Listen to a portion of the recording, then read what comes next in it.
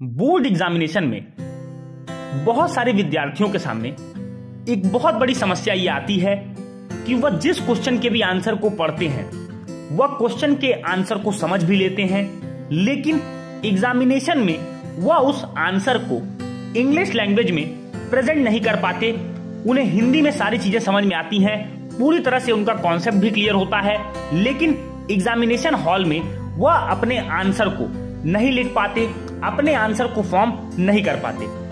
आज का सवाल दोस्तों यही है कि अपने एग्जामिनेशन हॉल में आप अपने आंसर को इंग्लिश लैंग्वेज में कैसे फॉर्म करें। इसी सवाल पर आज मैं आपसे बात करने वाला हूं।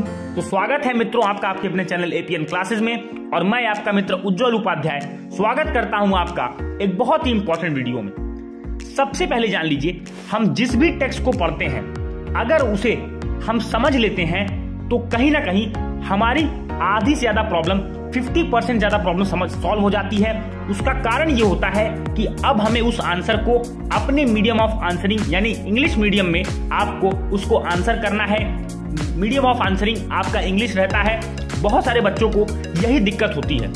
सबसे पहले जानिए, आप जिस भी चीज को पढ़ रहे हैं उस चीज को आपको बहुत ज्यादा लाउडली पढ़ना है। कहने का मतलब, अगर आपने कोई क्वेश्चन पढ़ा तो उस क्वेश्चन को पढ़िए, उसके आंसर को आप लाउडली पढ़िए और कोशिश ये करें कि आपको वह आंसर याद रहे। ऐसा बहुत सारे बच्चों के साथ होता है दोस्तों, ऐसा सीबीएसई बोर्ड के बच्चों, आईसीएसई बोर्ड के बच्चों के साथ भी होता है कि वह क्वेश्चंस को समझ लेते हैं अपनी लैंग्वेज में, अपनी मदर टंग में, लेकिन जब उन्हें इंग्लिश में वो चीज लिखनी होती है तो वो चीजों को वो एक्यूरेसी के साथ, एग्जैक्टनेस के साथ नहीं लिख पाते। तो आपको करना यह है कि आप जिस भी क्वेश्चन को पढ़ रहे हैं उस क्वेश्चन को और उसके आंसर को लाउडली पढ़िए और कोशिश करिए कि ज्यादा से ज्यादा चीजें आपसे मेमोराइज हों, आपके दिमाग में वो चीजें जाएं, जिससे कि आप आंसर के जो इंपॉर्टेंट कीवर्ड्स हैं उसी के अराउंड आपको आंसर लिखना है। अब बात आती है कि अगर इंग्लिश सब्जेक्ट की हम बात करें, सबसे ज्यादा प्रॉब्लम आपको इंग्लिश सब्जेक्ट में भी आती है कि आप अपने आंसर को नहीं लिख पाते। देखिए, कारण यह है कि हम इंग्लिश ऐसा सब्जेक्ट है जो कहीं ना कहीं यूपी बोर्ड के विद्यार्थियों के लिए थोड़ा टफ पड़ता है, उन्हें इसमें परेशानी बहुत ज्यादा होती है। तो आपको करना यह है कि जब आप इंग्लिश को पढ़ रहे हैं तो आप कोशिश ये करें कि आप अपने स्टोरी की पूरी समरी पढ़ें। स्टोरी में क्या बताया गया है, अगर आपको कोई चैप्टर आप पढ़ रहे हो लिटरेचर में तो आपको आपके चैप्टर की स्टोरी पता होनी चाहिए, और इसको कम से कम आपको 1 से 2 बार पढ़ना है और खुद से बुक बंद करके, अपना रिसोर्स बंद करके, जिससे आप पढ़ रहे थे अपनी कॉपी में आप उसको लिखने का प्रयास करें, जिससे कि एग्जामिनेशन में आपको दिक्कत ना हो। आपको करना यह है कि जब आपने टेक्स्ट पढ़ा तो जो इंपॉर्टेंट पॉइंट्स हैं उन पॉइंट्स को रिमेंबर रखिए। देखिए, एग्जामिनेशन में किसी को भी पूरी चीजें कभी याद नहीं होती। इंपॉर्टेंट पॉइंट सभी के दिमाग में होते हैं और उन्हीं इंपॉर्टेंट माइंड पॉइंट्स को याद करके आप अपने आंसर को फ्रेम कर पाते हैं। ऐसा आपको 1 से 2 बार करना है। दूसरी बात ध्यान रखिए कि जब आप किसी चीज को पढ़ रहे हैं तो उसको अपने आप से पहले समझने का प्रयास करें।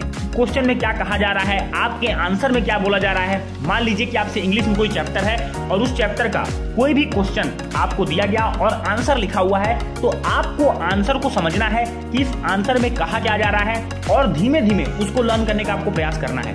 ये आप कैसे कर सकते हो, जब आप किसी भी चीज को, जब आप किसी भी टेक्स्ट को बार बार आप पढ़ोगे तो आपके अंदर ये कॉन्फिडेंस अपने आप आएगा कि आप चीजों को समझ पाओगे। अब बात आती है दोस्तों कि बहुत सारे सेक्शन इंग्लिश में आते हैं, जैसे राइटिंग सेक्शन है, रीडिंग सेक्शन है, लिटरेचर सेक्शन है। इन सेक्शंस को कैसे सॉल्व करें। ग्रामर सेक्शन जो आपका होता है, जो ग्रामेटिकल सेक्शन आपका होता है, उसमें तो अगर आपका कॉन्सेप्ट क्लियर है तो आप ग्रामेटिकल क्वेश्चंस को बना लेते हो, लेकिन जो सबसे ज्यादा प्रॉब्लम आपको आती है वो आपको आती है राइटिंग सेक्शन में और लिटरेचर सेक्शन में। उसका कारण ये होता है कि इनमें हमें अपने वर्ड्स लिखने होते हैं, अपने तरीके से किसी टॉपिक को समझना होता है। देखिए, कोशिश आप ये करें, अगर आपको एक अच्छा राइटर बनना है तो आपको एक अच्छा रीडर भी बनना होगा।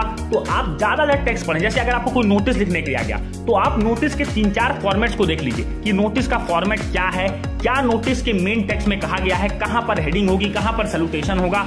ये सारी चीजें आपको पता होनी चाहिए, कहां पर आपका डेजिग्नेशन होगा। ये अगर आपको पास फॉर्मेट आपका क्लियर है तो आप इंग्लिश में राइटिंग सेक्शन में कभी भटकने वाले नहीं हो।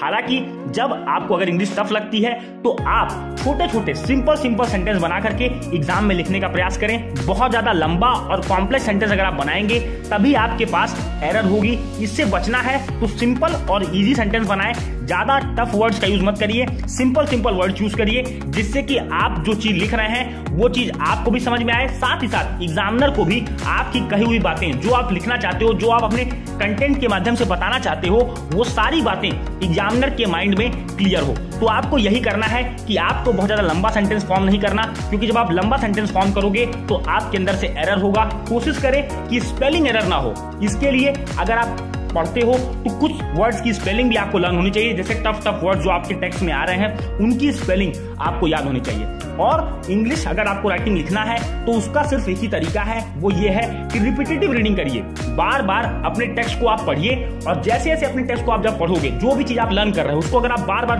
पढ़ते हो तो आपके अंदर अपने आप ये एबिलिटी आएगी कि आप अपने आंसर को फ्रेम कर पाओगे और अपनी आंसर शीट में आप अपनी छाप छोड़ पाओगे, जो आपके मार्क्स के फॉर्म में आपको कन्वर्ट होके आपका रिजल्ट आपको मिलने वाला है।